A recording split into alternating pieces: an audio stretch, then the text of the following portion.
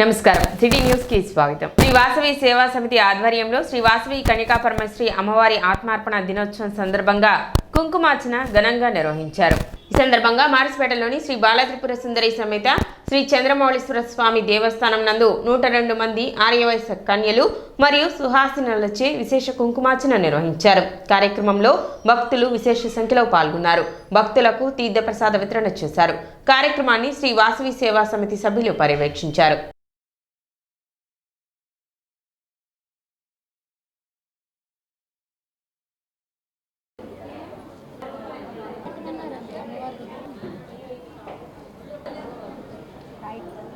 శ్రీమద్ బాలా త్రిపుర సుందరి సమేత చంద్రమౌళీశ్వర స్వామి వారి దేవస్థాన ప్రాంగణములో మాఘమాసము నుంచి అంటే ఈ మాఘమాసం నుంచి అమ్మవారికి బాలా త్రిపుర సుందరి దేవి అమ్మవారికి 108 రోజుల పాటు ప్రతిరోజు కూడా నూతన వస్త్రం అమ్మవారికి అలంకరించి 108వ రోజున విశేషముగా అమ్మవారికి అర్చనాదులు గావించి ఈ 108 మంది సమర్పించిన చీరలు ఏవైతే ఉన్నాయో అమ్మవారి ప్రసాదంగా వారికి అందజేయడం జరుగుతుంది.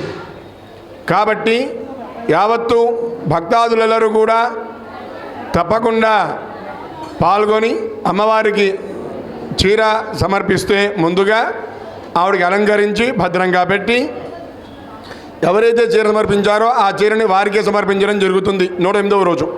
తెనాలి పట్టణంలో గత 35 సంవత్సరాల నుంచి కూడా వాసవి సేవా సంస్థ స్థాపించి అనేక సేవా కార్యక్రమాలు చేసుకుంటూ అందులో భాగంగానే అమ్మవారి ఆత్మార్పణ దినోత్సవ కార్యక్రమం నిర్వహిస్తున్నాము. మరి ప్రతి సంవత్సరం కూడా ఈ కళ్యాణ మండపంలో గ్రంథి సేతుమాధవరావు వరదా శేషకరావు ఆధ్వర్యంలో ఉన్నటువంటి ఈ కళ్యాణ మండపంలో ఈ యొక్క కార్యక్రమాన్ని నిర్వర్తిస్తున్నాము. అట్లానే అమ్మవారి ఆత్మార్పణ దినోత్సవ కార్యక్రమం గవర్నమెంట్ కూడా 181 జీవోని విడుదల చేసి ప్రతి సంవత్సరం కూడా తిరుపతి దేవస్థానంలో ఏ విధంగా పట్టు వస్త్రాలు గవర్నమెంట్ తరఫున సమర్పిస్తున్నారో అట్లానే కనకదుర్గ అమ్మవారికి కూడా అట్లానే పట్టు వస్త్రాలు సమర్పిస్తున్నారు. పెండ్లి కుమారుడిగా అలంకృతుడైన శ్రీ భద్రావతి సమేత భావన ఋషి స్వామి నెమలి వాహనంపై పురవీధిలో ఊరేగుతూ భక్తులకు దర్శనమిచ్చారు. కార్యక్రమంలో శ్రీ పద్మశాలియ బహోత్తమ సంఘం గౌరవ అధ్యక్షులు జొన్నాదుల మహేష్, గౌరవ సలహా సభ్యులు అక్కల శ్రీరామ్, దివి హేమంత్ కుమార్, గుంటి వెంకట్, అధ్యక్షులు తిరువీధుల సాంబశివరావు, ప్రధాన కార్యదర్శి పంచమర్తి భాస్కర్రావు, కోశాధికారి గట్టు బాలశ్రీనివాసరావు, ఉత్సవ నిర్వహణ కమిటీ చిన్నం హరిగోపాల్, జొన్నాదుల మదన్ మోహన్, ఆకురాతి శ్రీనివాసరావు, గుంటి ధనలక్ష్మి, తాడిపత్రి శ్రీనివాసరావు తదితరులు పాల్గొన్నారు. శ్రీ భద్రావతి సహిత శ్రీ భావన స్వామివారి కళ్యాణ మహోత్సవం సందర్భంగా ఈరోజు స్వామివారి అమ్మవారులను నెమలి వాహనం మీద నగరపూర్ పురవేదికలో ఊరేగిస్తున్నారు. కావున సంఘీయులందరూ పాల్గొని కార్యక్రమం దిగ్విజయంగా చేయవలసింది కోరడమైనది.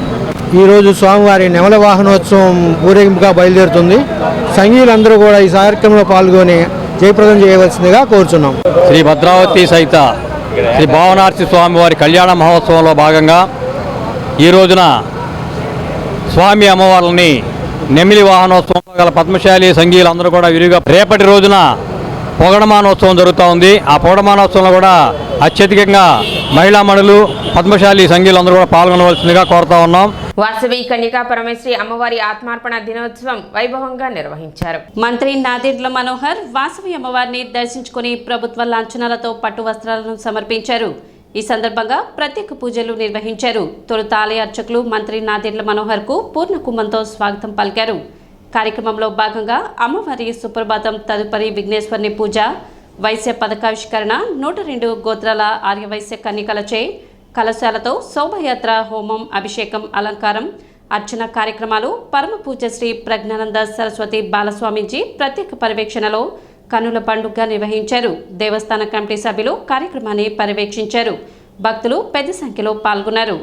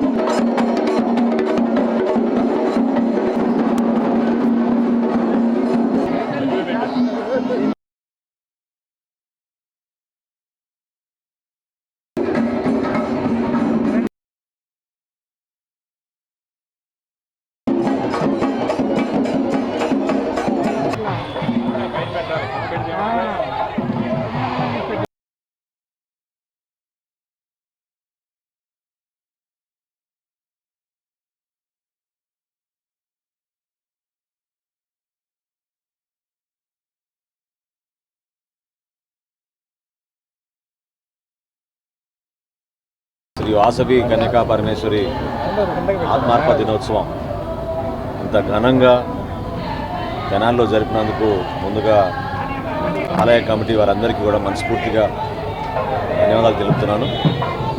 రాష్ట్ర వ్యాప్తంగా ఎన్నో సేవా కార్యక్రమాలు చేస్తున్న వైశ్య కమ్యూనిటీకి అమ్మవారి సేవలు ప్రతి ఆలయంలో కూడా అద్భుతంగా కార్యక్రమాలు జరగాలనే ఒక తపనతోటి పనిచేస్తున్న పెద్దలందరికీ మనస్ఫూర్తిగా ఈ సందర్భంగా అభినందన.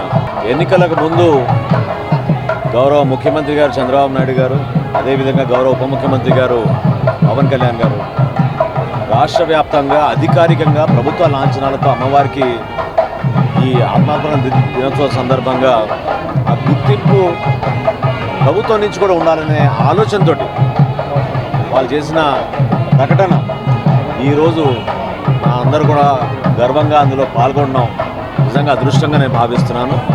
మన సమాజంలో ఏ విధంగా మన అందరం కలిసికట్టుగా ఉంటే ప్రతి ఒక్కరికి కూడా ఎక్కడ కూడా సెల్ఫ్లెస్గా ఒక సాక్రిఫైస్ తోటి ఏ విధంగా అమ్మవారు ఆ రోజున త్యాగాలకు నిలబడాలని పిలిపించారు, సమాజానికి ఉపయోగపడాలని నిలిపించారు. ఆ ఆలోచన విధానం అందరిలో వచ్చే విధంగా మనందరం కూడా కలిసికట్టుగా ముందుకెళ్ళాలని ప్రత్యేకంగా ఈ రోజున మనందరం కూడా ఆత్మార్పణ దినోత్సవం సందర్భంగా మనం గుర్తుపెట్టుకోవాల్సింది కష్టపడి పనిచేసే ప్రతి ఒక్కరికి కూడా అమ్మవారి ఆశీస్సులు ఎప్పుడూ ఉంటాయి. దాన్ని నిలబెట్టుకుందాం. మరొక్కసారి ఘనంగా నిర్వహించిన కష్టపడి ఆలయ కమిటీకి పాల్గొన్న ప్రతి ఒక్కరికి తెనాలి పట్టణంలో ఉన్న ప్రముఖ వైశ్యులందరూ కూడా కలిసికట్టుగా ముందుకు వచ్చి చక్కటి కార్యక్రమాలు ఈ విధంగా మన ఆలయంలో ప్రతి సంవత్సరమే కాకుండా ప్రతి నెల మంచి కార్యక్రమాలు చేయమని మనస్ఫూర్తిగా ఈ సందర్భంగా తెలుపుతాను. తెనాలి శాసనసభ్యులు మంత్రివర్యులు అయిన మనోహర్ గారు ఈ కార్యక్రమంలో పాల్గొనడం, ఆయన ఎంతసేపు ఉండి అన్నీ కూడా తిలకించి మమ్మల్ని ఆనందపరచడంలో చాలా ఆనందంగా ఉంది. అట్లాగే మధ్యాహ్నం నుంచి కూడా ఈరోజు మధ్యాహ్నం సాయంత్రం 2,000 మంది పైగా ఆ కార్యక్రమానికి కూడా మనోహర్ గారిని రమ్మని మేము ఆహ్వానించడం జరుగుతుంది. మనోహర్ గారిని మేము కోరుకునేది ఏంటంటే, అంతకుముందు హుండీ పెడితే గవర్నమెంట్ ఆక్యుపై చేస్తున్నారు. ఇది ఎట్లా చేశారో ఆ కార్యక్రమాన్ని కూడా పర్మిషన్ ఇప్పిస్తే సాయిబాబా గుడిలాగా మా గుళ్ళు కూడా బాగా డెవలప్ అవుతాయి.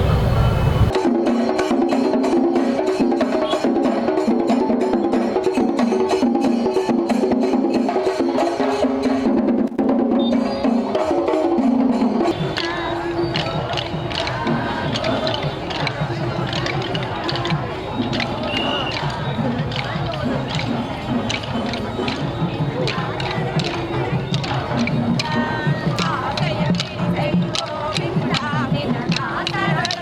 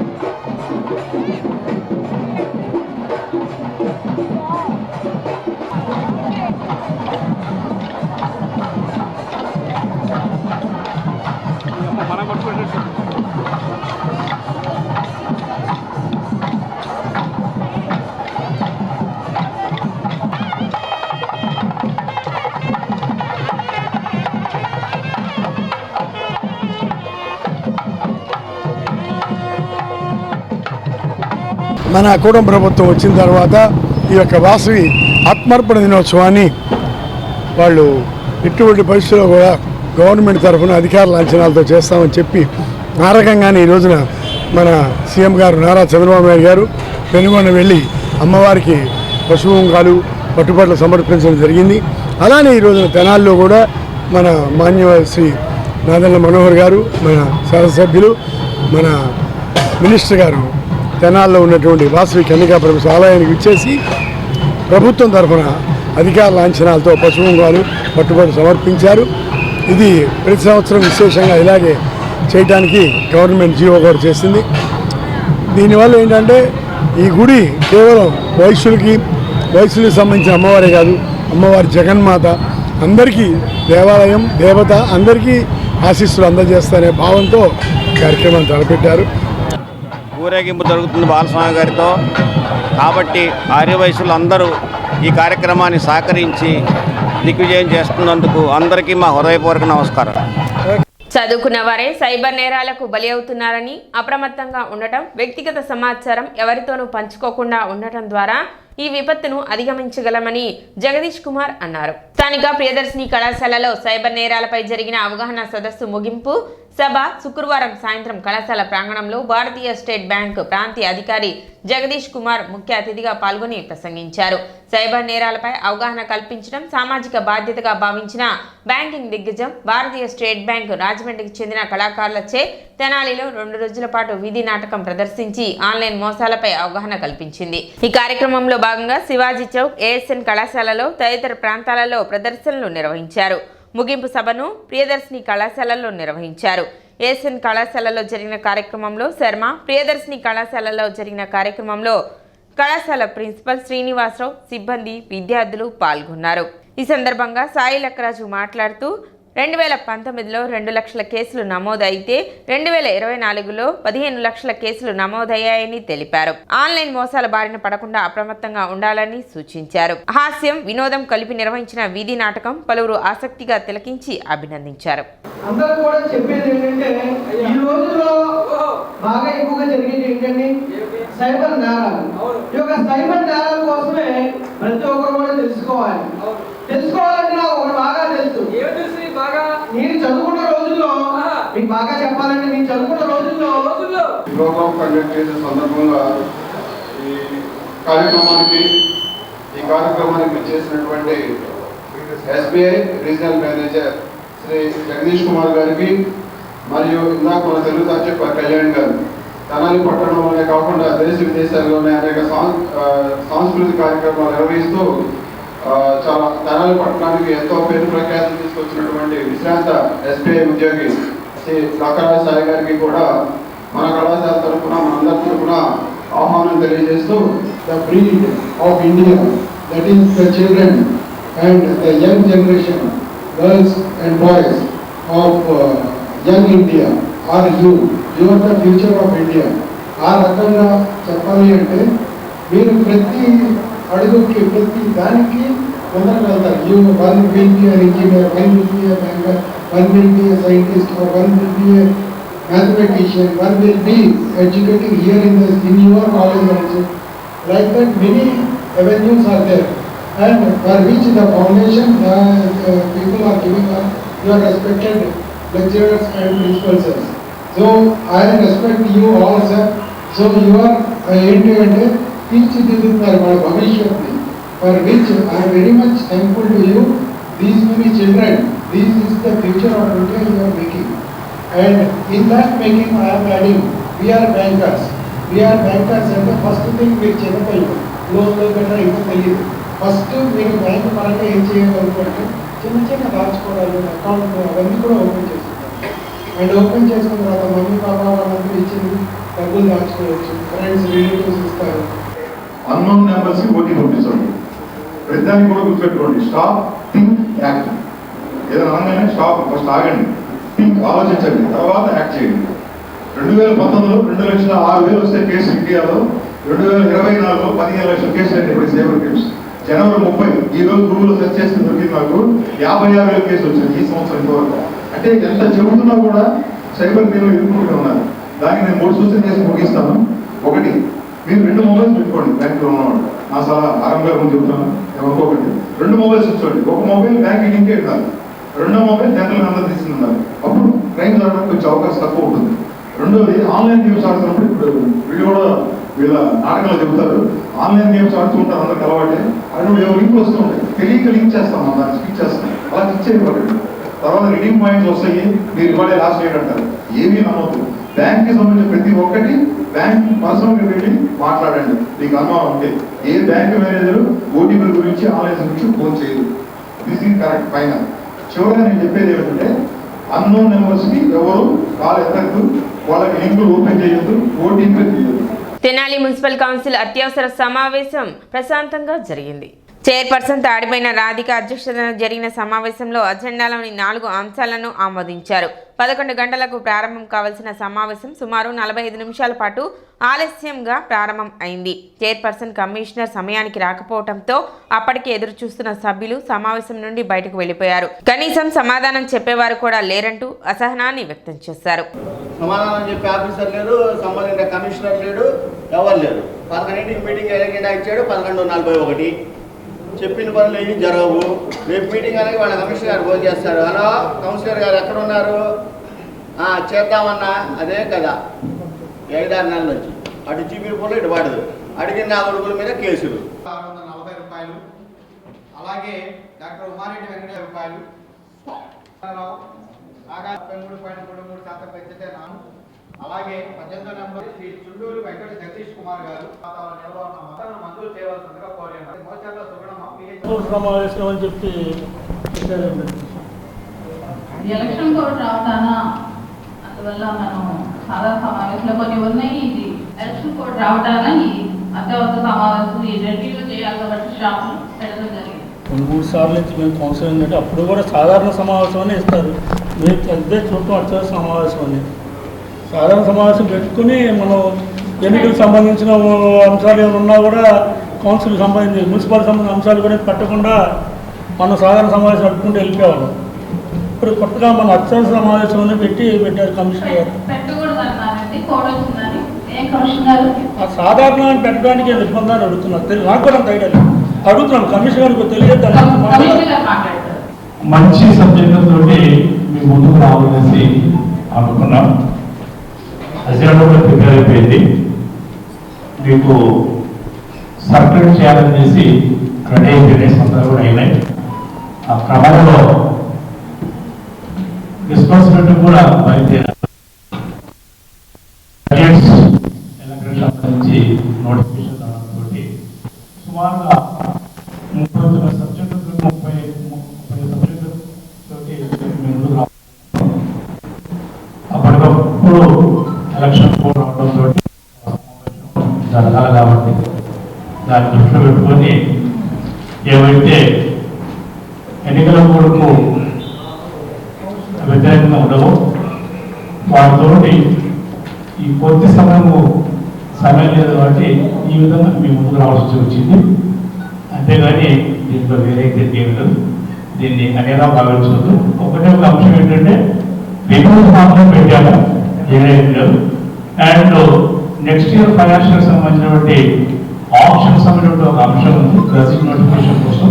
అది కూడా రేపు నేను పెంచలేదు, రొటీన్ అంశం కాబట్టి దీన్ని పెట్టాము. కానీ దీన్ని వేరే వేరే అంశం అయితే సమన్వయం కూడా వల్ల వీళ్ళందరికీ కూడా సర్క్యులేట్ అవ్వాలి కాబట్టి దీన్ని సాధారణ అత్యావసరం పెట్టడం జరిగింది. దీంట్లో టెక్నికాలిటీ ఇష్యూ తప్పని వేరే ఇష్యూ చేయలేదు. ఎన్నో పెట్టలేదు, అయ్యి ఆప్షన్ వేసినట్టు పెట్టలేదు.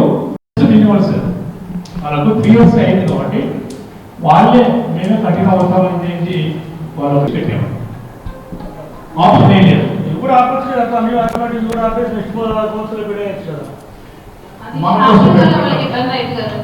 మన కోసం పెట్టినట్టు అంశం ఫాలో అవ్వలేదు కాబట్టి దాని కొంచెం మీరు దయచేసి దాంట్లో ఉన్న శ్రద్ధలు చేస్తే మున్సిపాలిటీ కూడా ఆదాయం పెరిగింది. దాని మీద దృష్టి పెట్టవలసిందిగా మనం చేసుకున్నాను. Thank you. చెడిపోయింది అధ్యక్ష. ట్యాంకర్ అయితే 3 ఏళ్ళ బట్టి వెళ్తుంది. ఆ పన్నుకి వెళ్ళే వాళ్ళు ఏమవుతుందంటే అధ్యక్ష, కొంతమంది ఇంట్లో ఉంటున్నారు ట్యాంకర్ వెళ్ళిన టైంలో, కొంతమంది ఉండట్లేదు. వాళ్ళ వాటర్ బాగా ఇబ్బందిగా ఉంది అధ్యక్ష. ఇది నేను చెప్తానే ఉన్నాను చాలా బట్టి. కాబట్టి మరి దానికి ఏదైనా శాశ్వత పరిష్కారం చూపిస్తారని అడుగుతున్నాను అధ్యక్ష. ఏఈ గారు చేశారని అన్నారు. పైప్ లైన్లు బాగు చేయాలి అధ్యక్ష. పైప్ లైన్ బాగు చేయడం కాదు మేడం, కూలే కాలం లేదు. మనం ట్యాంకర్ పెట్టాలి, ఎస్టిమేట్ కూడా వేసారు ఏమేం చేయాలనేది. అన్ని లైన్లకి వాటర్ ఇప్పుడు మొత్తానికి మాత్రం ట్యాంకర్ పంపిస్తాం. వచ్చేది ఏకకాలం అధ్యక్ష. ఈ నెలలో పెట్టాల్సిన సాధారణ సమావేశం ఎన్ఎంసీ ఎలక్షన్ కోడ్ రావటాన ఈరోజు సాధారణ సమావేశం ఆపేసి ఎజెండాలో కొన్ని పెట్టాల్సిన వర్కులు కూడా ఉన్నాయి. దాదాపుగా ఈ ఎలక్షన్ కోడ్ వల్ల ఆపేయటం జరిగింది.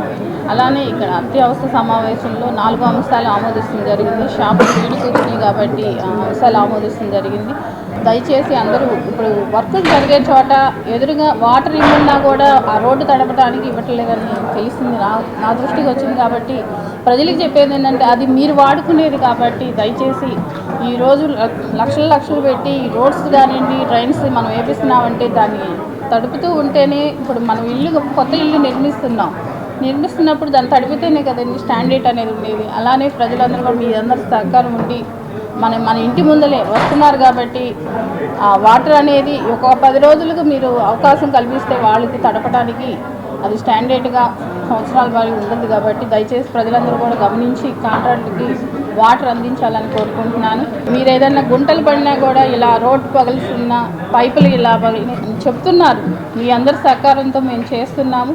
దయచేసి మీ అందరూ కూడా సహకరించండి. మన మున్సిపాలిటీ నిధులు ఉంటానే ప్రతి ఒక్క రూపాయి ఈ రోజున పార్కులు డెవలప్ కానివ్వండి, రోడ్డు డెవలప్ కానివ్వండి, ఏదైనా మేము చేయగలుగుతున్నామంటే మన మున్సిపాలిటీ నిధులతోనే చేస్తున్నాము. అలానే ఈ రోజున కొత్త జేసీపీ అను 2 ట్రాక్టర్స్ ఈ వస్తుంది కొత్తగా మేము కౌన్సిల్లో పెట్టి ఆమోదించిన కొత్త వస్తుంది జరుగుతుంది. కాబట్టి ఇంకా రాబోయే రోజుల్లో ఇంకా తెనాలి పట్టణాన్ని డెవలప్ చేస్తానని మనస్ఫూర్తి కోరుకుంటూ సిటీ న్యూస్ ఇంతటితో సమాప్తం. నమస్కారం.